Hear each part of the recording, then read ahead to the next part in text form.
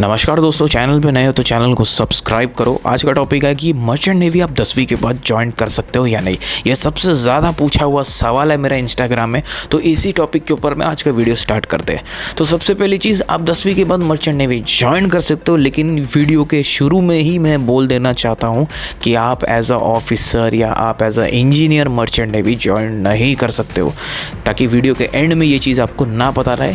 शुरू में मैं बता देता हूँ, या जैसे कि ये यूनिफॉर्म, जैसे कि आपका COC है, जैसे कि ऑफिसर्स का लाइसेंस, ये चीज़ें आपको 10th के बाद में अगर आप मर्चेंट नेवी ज्वाइन करते हो तो आपको नहीं मिलने वाली।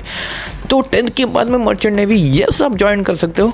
ये चीज़ सही है, इसमें सक्सेस है नहीं है, इसके बारे में भी अपन इस वीडियो के एंड तक बात करेंगे। तो सबसे पहली चीज़, 10वीं के बाद मर्चेंट नेवी आप ज्वाइन कर कैसे सकते हो। तो 10वीं का एग्ज़ाम आपने दिया, उसके बाद आप पास हो गए, उसके बाद the next thing you have to do is, आपको IMU CT कोई भी कॉलेज के अंदर में अगर आपको एंट्री चाहिए मरी टाइम के किसी भी कोर्स के लिए, तो आपको IMU CT का एग्ज़ाम क्रॉस करना पड़ता है।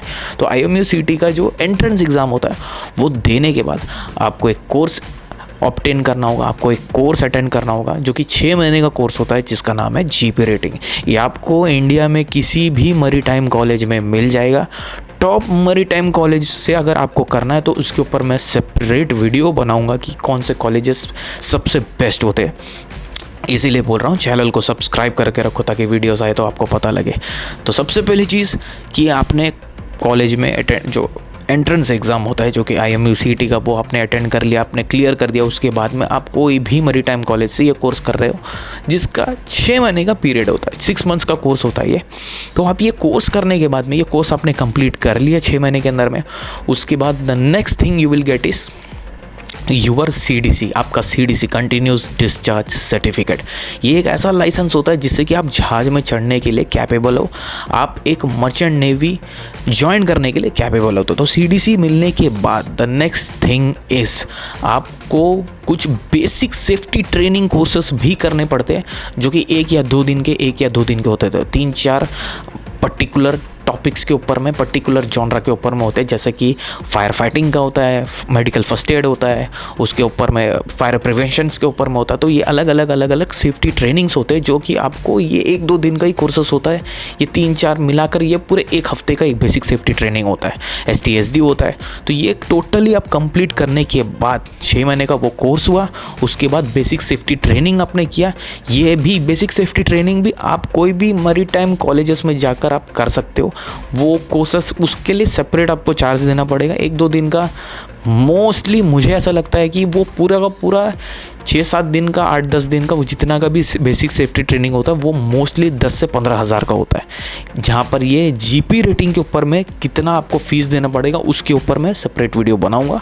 तो बेसिक सेफ्टी ट्रेनिंग जो कि GP रेटिंग के बाद आपको करना है, उसमें 10 से 15 हज़ार या मैक्सिमम 20 से 25 हज़ार आपको देने पड़ते हैं, जो कि बेसिक सेफ्टी ट्रेनिंग आपका कंप्लीट हो जाता है। तो उसके कोर्स के सर्टिफिकेट लेने के बाद फिर आप एलिजिबल हो जाते हो कि आप कोई भी कंपनी में या कोई भी शिप में एज अ GP रेटर आप ज्वाइन कर सकते हो। वो उसके बाद आपका चॉइस है कि आपको इंजन साइड जाना है या आपको डेक साइड आ जाना है, क्योंकि इसमें 2 डिपार्टमेंट्स होते हैं, एक इंजन डिपार्टमेंट होता है और एक डेक डिपार्टमेंट होता है। डेक डिपार्टमेंट यानी कि जो डेक साइड के काम जॉब्स होते हैं, जैसे कि पेंटिंग, चिपिंग, जो डेक साइड के जितने भी, यानी कि जैसे कि मतलब फ्लोरिंग, जहाँ पर आपको क्लीनिंग का काम होगा, जहाँ पर आपको पेंटिंग का काम, ऊपर क्रेन्स वगैरह का पेंटिंग का काम होगा, चिपिंग का काम होगा, वो सब डेक साइड आ जाता है। देन दूसरा आता है इंजन साइड में, जहाँ पर इंजन के मेंटेनेंस का काम होगा, इंजन के रिलेटेड जो भी काम होंगे वहाँ पर भी चिपिंग एंड पेंटिंग होता है। बट इंजन के मोस्टली इंजन के रिलेटेड, इंजन ऑपरेशन का काम तो नहीं होगा, बट यस इंजन का मेंटेनेंस के टाइम पे आपको इंजीनियर्स के साथ में काम करना पड़ेगा। तो ये 2 ऑप्शन आपके लिए खुल जाता है जैसे ही आप GP रेटिंग कंप्लीट करते हो। उसके बाद आप बेसिक सेफ्टी ट्रेनिंग भी कंप्लीट करते हो एंड CDC अपना ले लेते हो। तो यही है 10वीं के बाद मर्चेंट नेवी ज्वाइन करने का प्रोसेस, यही है। इसमें आपकी सैलरी मोस्टली बहुत ज़्यादा अगर वेरी करते हैं, इंडिया के अंदर में अगर आपको कोई कंपनी में मिल जाती है तो आपकी सैलरी ज़्यादा से ज़्यादा 25 से मोस्टली 35 या 40, इतना ही, 35-40,000 मैक्सिमम इससे ऊपर आपका तभी जाएगा कि जब आपका एक्सपीरियंस बढ़ेगा। जितना आपका एक्सपीरियंस, जितने साल की वॉच कीपिंग मतलब जितना टाइम आप शिप में स्पेंड करते हो, जितना मंथ्स आप शिप में कंप्लीट करते हो, आपका ऑन बोर्ड जो भी जब ऑन बोर्ड आप होते हो शिप में, तो आप कंप्लीट ट्रेनिंग, कंप्लीट आपका काम, आपका पूरा का पूरा वॉच टाइम जितना कंप्लीट होगा, उतना आपका एक्सपीरियंस बढ़ता जाएगा, उतना आपके CDC में स्टैम्प एंड सील लगते रहेंगे, तो उस हिसाब का आपकी सैलरी बढ़ेगी। लेकिन मैक्सिमम अगर इंडिया में बहुत ज़्यादा आपको स्टार्टिंग में 20 से 25, बहुत ज़्यादा अगर जाएगा तो वो 40 से 50, उससे ऊपर के चांसेस बहुत कम है, बहुत रेयरली होता है। वो पहले के ज़माने के लोगों को मिलता था 60, 70, 80,000 के, बिकॉज वो mostly rosters and permanent staffs होते थे, क्योंकि उस टाइम में मर्चेंट नेवी में बहुत ज़्यादा वैकेंसीज होती थी, बहुत डिमांड था उस टाइम पे। लेकिन आज के टाइम पे जॉब्स बहुत कम है और लोग बहुत ज़्यादा है, तो उस हिसाब से आपकी बेसिक सैलरी 20-25 से स्टार्ट एंड मोस्टली 40-50, ये इंडिया की बता रहा हूँ मैं। अगर आप फॉरेन कंट्रीज़ के अंदर में, फॉरेन कंपनीज़ में जाते हो, स्पॉन्सरशिप आपको मिल जाता है, फॉरेन कंपनीज़ में जाने के बाद आपकी सैलरी, बेसिक सैलरी आपकी 80 या 90 हज़ार से स्टार्ट होगी, मोस्टली जाएगी 1 से 1.5 लाख तक।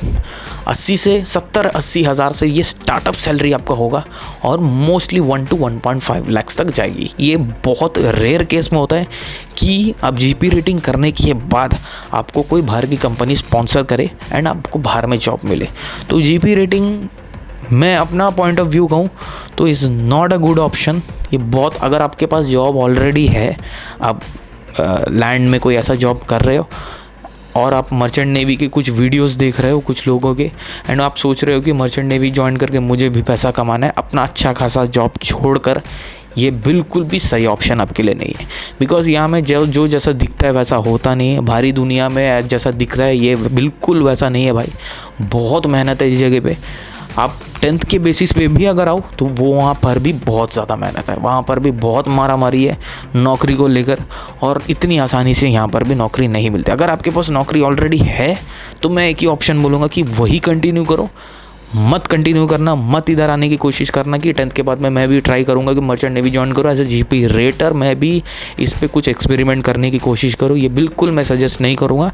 लेकिन अगर आपको जॉब नहीं है तो आप मर्चेंट नेवी आना चाहते हो 10th के बेसिस में, तो यस यू कैन ट्राई, और आप ट्राई करने के बाद में अगर आप सक्सीड होते हो तो बहुत अच्छी बात है। तो वीडियो अगर सही लगा हो तो कमेंट सेक्शन में क्वेश्चन डालो, आपको नेक्स्ट वीडियो किस टॉपिक में चाहिए, और सब्सक्राइब ज़रूर करो मेरे दोस्तों। तब तक के लिए जय हिंद।